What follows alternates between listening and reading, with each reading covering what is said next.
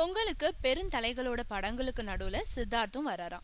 ஒரு வழியா தீபாவளி அக்கப்போர் முடிஞ்சிடுச்சு. அடுத்த பொங்கல் பரபரப்பு ஆரம்பிச்சிடுச்சு. தீபாவளிக்கு வெளியாகும்னு சொல்லப்பட்ட ஆயி பொங்கலுக்கு வரும்னு சொல்லப்படுது. அதே மாதிரி ரஜினியோட பிறந்த நாளான டிசம்பர் 12ஆம் தேதி வெளியாகும்னு சொல்லிட்டு வந்த லிங்கா படமும் இப்போ பொங்கலுக்கு கட்டாயம் வெளியாக இருக்கிறதா உறுதிப்படுத்தியிருக்காங்க. இதுக்கு நடுவுல விஸ்வரூபம் படத்தை அடுத்து கமல் நடிச்ச விஸ்வரூபம் 2 பத்தின எந்த தகவலும் இல்லாத போதும் உத்தம வில்லன் பொங்கலுக்கு வர்றதா தயாராகிட்டதா செய்திகள் வெளியாகி இருக்கு.